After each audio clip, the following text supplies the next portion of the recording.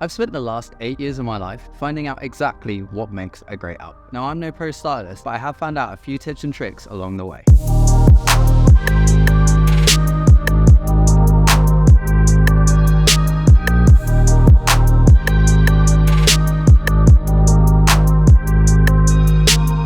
Now, I've never formally studied fashion design at college or university or anything like that. I have though spent years of my life trialing and failing and refining what I like about fashion into my wardrobe and my style, gaining useful knowledge about real life tips and tricks. Let's start 2024 right, because today I'm going to show you 24 fashion tips and tricks that you can implement into your wardrobe and elevate your style this coming year. Let's begin. Coco Chanel famously said, "Before you leave the house, look in the mirror and take one thing off." Well, as much as I love minimalism, I think it's used way too often to be boring and safe with your outfits. So the number one tip, before you leave the house, look in the mirror and add another accessory. Tasteful accessories such as caps, watches, rings, and sunglasses always add a little something special to your outfit. Even something so tiny as a necklace barely peeking through the neckline of a tee can add so much. This is the easiest and most simple way to add interest and elevate any plain outfit. If you're someone looking into jewelry, always go for metal jewelry. You cannot tell me that any other material looks better than your classic gold or silver. Metals are incredibly timeless, versatile, and durable, whilst also looking polished and professional. High quality jewelry like certain watches or items made of high quality metals can retain or even increase in value over time. Whether you're dressing up for a social occasion or adding a finishing touch to your everyday outfit, metal jewelry is the way to go. Sunglasses are not just a practical accessory for shielding your eyes against the sun. They can also elevate and enhance even the most minimal outfit. I personally love two types, gold or silver metal frames, see my previous point, or some chic all black sunglasses. They really are a multifunctional, year-round, versatile confidence booster that just makes any outfit look a lot more cool. If you're a sunglasses lover, you're gonna love this one. You know those annoying marks you get after wearing sunglasses for a long time? You wanna know how to get rid of those? All you have to do is put a tiny bit of translucent powder on the bridge of your sunglasses. Top the powder up regularly before you leave the house and you'll never have to worry about those pesky dark marks again. The Fisherman's Beanie, such a simple, effective, and practical way to elevate your winter outfits. How do I get mine to look so good? Well, I always ensure the cuff is not too thick and not too thin. Personally, I like to cuff mine the width of my forehead, where the top of the cuff hits my hairline and the bottom is just above my eyebrows. Try to keep that same width all the way around and boom, you got a great looking beanie. Next couple of tips for all you hoodie lovers out there, and the first is to perfectly place a hood on your hoodie. Start by creating this sort of collar with the hoodie fabric. You want it to look something like this, and from there you can place the outer of the hood so it follows that collar. This creates the neat shape, but play around with it and eventually you'll get something where the inner is sitting nicely whilst the outer is standing up. The second hoodie tip is to not go too oversized with your hoodies. You want something boxy and wide, but not too long in the body and the arms. This here I would say is way too large on me, whereas this one is perfect. Never just go up one size either. I see so many people say that.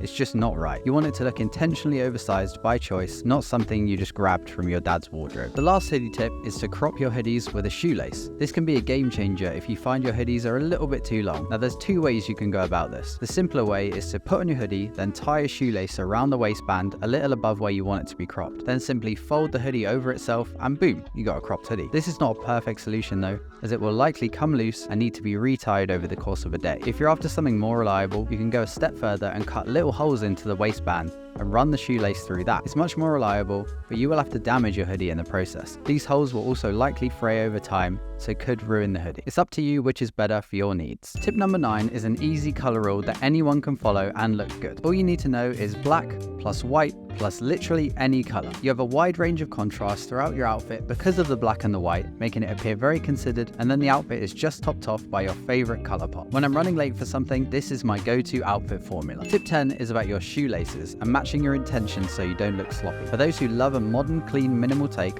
I'd recommend tucking your laces into your shoes so the silhouette is allowed to shine without any distractions. For more retro-inspired casual outfits though, you can leave them out, but ideally you never want long, messy laces swinging around from your feet. This is the way to stop you feeling like your oversized coats and jackets are constantly drowning you. By defining your waist, it acts as a visual reference point, keeping your proportions in check even with the most bulky outerwear layers. Tip 12 is to understand how to best emphasize the length of your legs in your outfits. a great tip for all the short kings out there. The simplest way to implement this tip is to look for high-waisted trousers, but more importantly, torso layers with a shorter length. It doesn't really matter if your trousers are high-waisted if it's covered by a tee that's just too long. You want something that sits a little bit shorter, which in turn allows your legs to be perceived as being longer. Now here's a simple tip to clean up any bulky underlayer when you're wearing a jacket. All you need to do is tuck the layer into the back of your trousers and then tuck and fold the front over itself for a clean and simple look. Because of the outer layer, you can't see all the mess created at the back, and I use this all the time to clean up my winter outfits if I have a slightly bulky underlayer on. More of a general tip now, but I would always suggest to start investing and understanding the benefits of natural materials in clothing. In short, investing in clothing made from natural materials can enhance your comfort, contribute to a timeless wardrobe, and is a much more environmentally conscious choice. A thoughtful approach to fashion that I will always try and push here and takes into account personal well-being and the broader impact on the planet. Now, tip 15, and this is one I learned from a graphic designer friend of mine, and that is that directional lines always add interest. Adding directional lines to an outfit can enhance the visual impact and guides the eye nicely from top to bottom, making the outfit appear more considered. My favorite way to do this is through crossbody bags, but you can also tie jumpers and sweatshirts directionally for the same type of interesting effect. At number 16 is a personal pet peeve of mine, and it's massive bulky cuffs on legwear. I get it, your trousers are too long and you're trying to save the fit, but it always just looks so sloppy. Trouser cuffs for me should always be around 1 inch in thickness, not too thick and not too thin. And if you have to cuff them more than twice, they're too long, and you should refer to the next tip, which is you should only be cuffing your trousers to crop the length and show off the silhouette of your shoe. If you like the cuffed look but cannot wear them cropped, or if you have to cuff them more than twice, you should take them to the tailor so they can be hemmed to the right length so you can always wear them appropriately, even when cuffed. Personally, I love sweatpants with or without cuffs, but my favorites are the ones with a tight scrunched cuff and not the longer ones with the 2-inch cuff you sometimes get. This is one of the reasons why I always go for Colbuckson sweatpants. The cuff on them is tight, they never loosen, and they never fall down my calves, so I can wear them at the right length that I like. Legwear isn't the only thing you can cuff though. If you find your outerwear's body length is just a little bit too long, you can tuck that under itself to crop the jacket. Definitely not a perfect fix, and it might be quite uncomfortable depending on the bulkiness, but it works if you want to elongate your legs and your jacket isn't doing you any favors. You want to know the most consistent way of critiquing your outfits? Well, taking regular outfit pics or short videos helps so much with progression. It allows you to review and critique an outfit more objectively weeks or even months later. By building up your own outfit archive, you can also reference previous outfits you love if you're stuck one day for inspiration. It's also a great way to see how far you've progressed with your own personal style. Tip 21, and I've said it before and I'll say it again, you must know your measurements. Nothing will help you purchase quality clothing you love more effectively. Chest, waist, and inseam are all you need to start, and that should get you on a pretty good path right away. For years, I was wearing clothes that were completely wrong for me, and it definitely stunted my style progression. Know your measurements. The next step after finding your body's measurements is to keep a detailed notes page of all your favorite clothing's measurements. Say you've got a pair of trousers you absolutely love. Grab a tape measure, lay them flat, and measure every part of them. Measure the waist and inseam, of course, but you can measure the front rise,